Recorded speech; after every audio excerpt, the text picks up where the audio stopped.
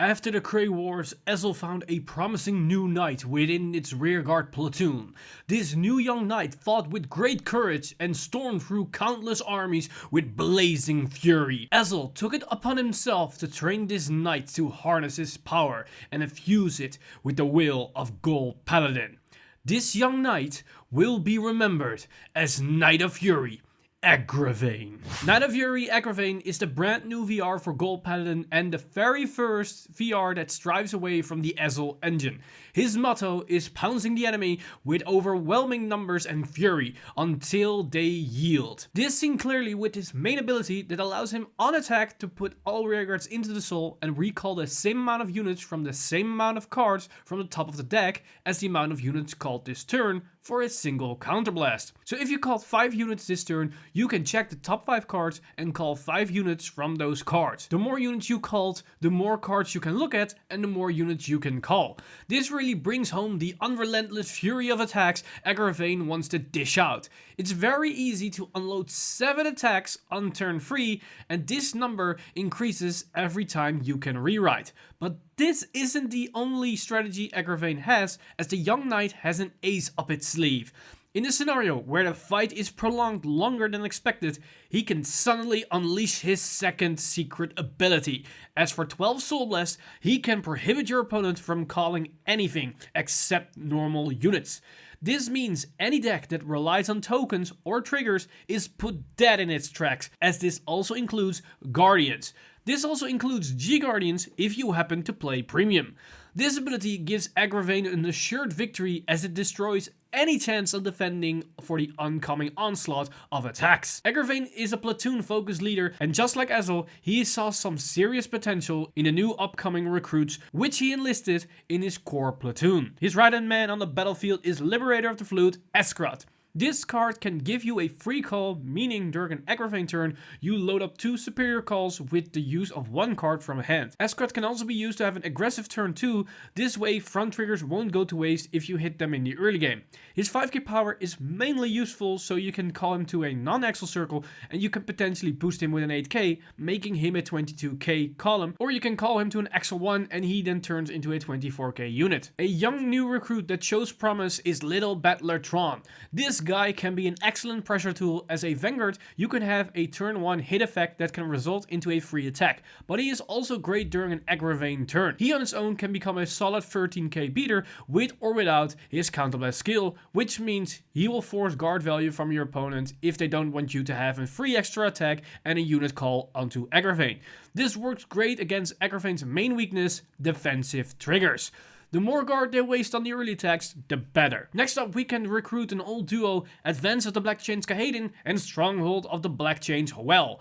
Kahedin is another great card that allows us to swarm the board and reload Agravain with more calls, making Kahedin's ability even better than it already was. Hoel helps us to empower our rearguard columns, which is needed as defensive triggers are the bane of this deck. This card allows us to create solid 21 to 32k columns. This is also a great unit to call behind the Vanguard, as Agravain can be boosted, so this way we can still give Agravain a power boost. Agravain can also recruit some veterans, as we can call in the help of Battlestorm, Sacramore, and Full Cavalier Dragon. Sacramore is similar to cards like Escort and Kahedin, that it turns 1 card from hand into 2 calls.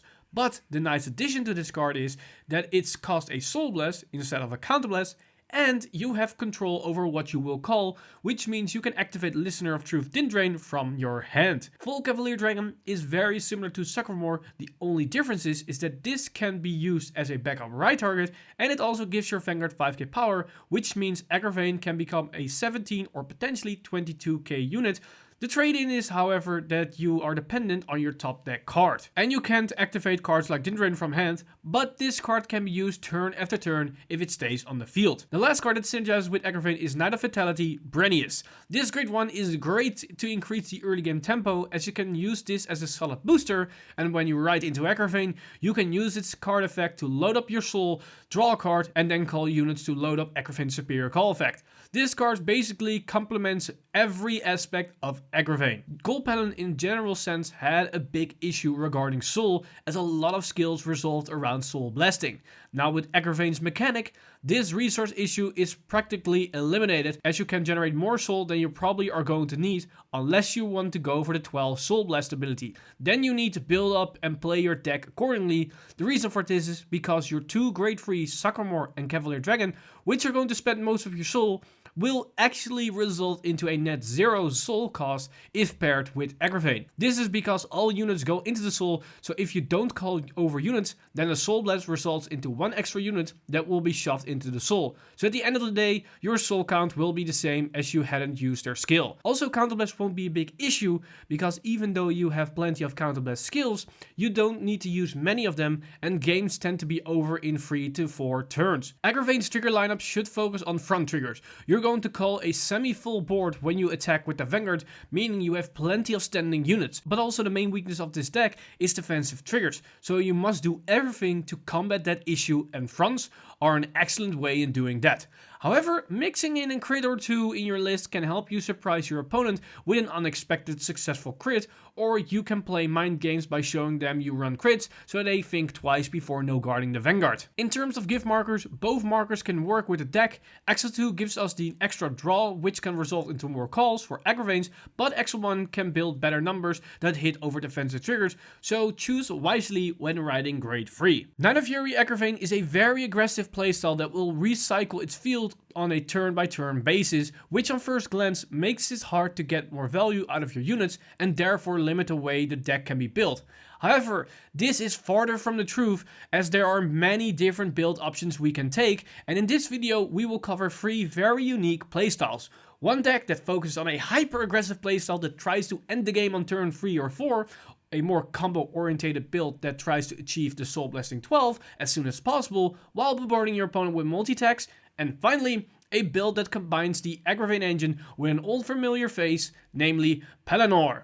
Usually we go over a straight out of the box build, but because Agravain has so many interesting builds to play, I wanted to focus more on a fully built list so you have a better understanding how to build your own Agravain build. But if you want to, the first list we're going to tackle, the hyper aggressive list, can be built straight out of the box if you replace 4 units. So with that said, let's dive straight into the hyper-aggressive list for Agravain. The build is everything what we expect Agravain to have. We have the different cards that help us swarm the field to load up Agravain's ability. We have the Kaeden Hoel duo for more overall consistency. Also to help us to empower the second wave of attacks if we happen to call them. But besides the usual lineup, we see 2 new faces in the mix. We see our trusted Grade 1 Listener of Truth, Dindrain.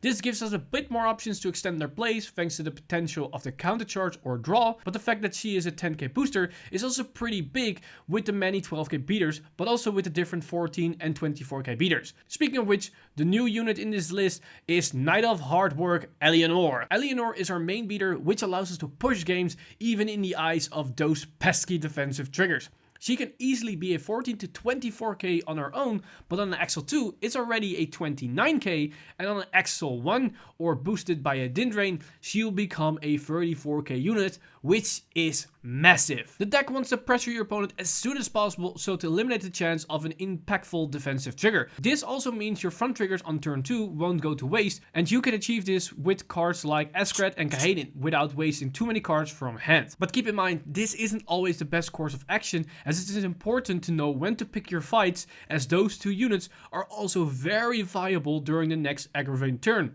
So always think twice before calling units in the early game, as that call means 1 less call during an Agravain turn. During your Agravain's turn, it's important to make the correct columns, as making 5 14k attacks are pretty bad, as your opponent can block it with 1 defensive trigger. Call your Grade 3s and 9k Grade 2s to the Axel circles, as they will be your first weak attacks, and all of your 14k beaters or higher to the normal circles if you have a 10k Dindrain or Hoel behind them. This way you can create 24k column. This can all vary depending on what you can call, but try to make it so that all but your first attack can beat over defensive defensive trigger. This all will also apply during the Agravain's recall, only now it's much easier to decide as you have all the information in front of you. Don't forget to abuse Little Battler Tron.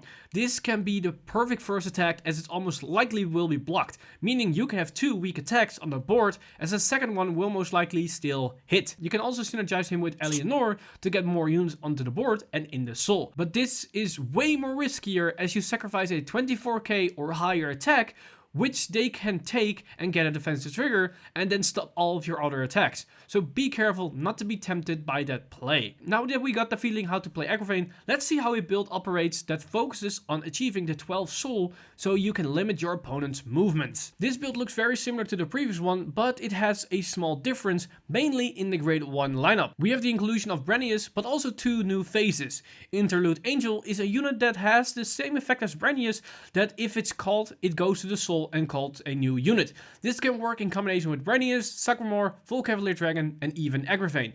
This will help you increase the overall call count and soul count. The second card is Cloudwing Eagle. This build focuses on calling a lot of units to fill the soul, but at the same time it is also a bit slower than the aggro build. So he can help us with the problem to be a good defensive right target to prevent multi-attacks, and it can capitalize on the multi-call so we have another high beater like Eleanor. This build focuses on getting that 12 soul as fast as possible. We can do this by calling Brenius in the early game. This also helps us with early tempo and it can also be combined with a Cloudwing Eagle Vanguard to make it reach high numbers. In the grade 3 turn, you want to use Sacramore and Brenius to activate Interlude Angel from hand to ramp up the soul and call count.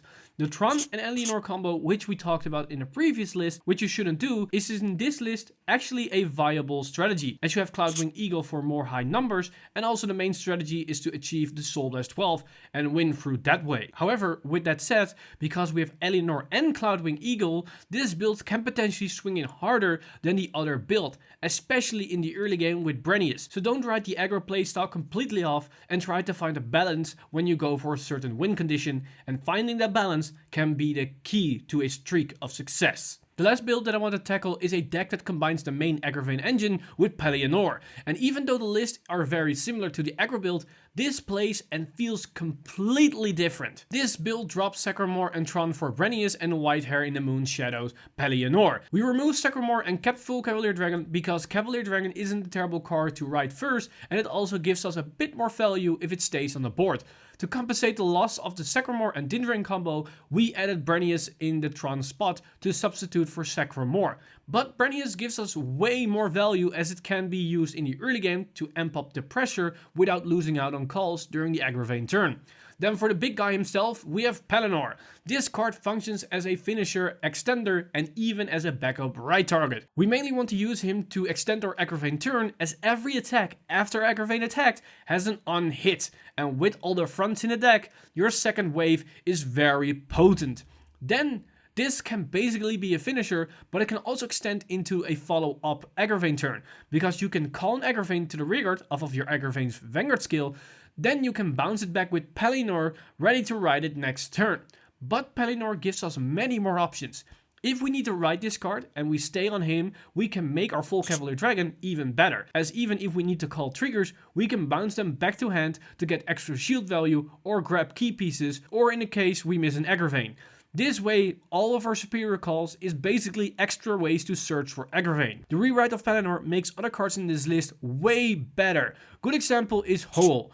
Usually when you get Hoel off of your Agravain skill, you can call it behind your Vanguard to give your Vanguard an extra 5 to 10k power buff. With Eleanor in the list, that Hoel will give your next Vanguard another 5 to 10k power, and it can also boost Eleanor if needed. We already discussed how Brenius can help this build, but its real power shines with the rewrite, because if you call them with Agravain's ability, this means the moment you rewrite into Eleanor, you can activate them and call even more units to the field to increase the amount of attacks even more, making it really possible to kill your opponent on that decisive turn.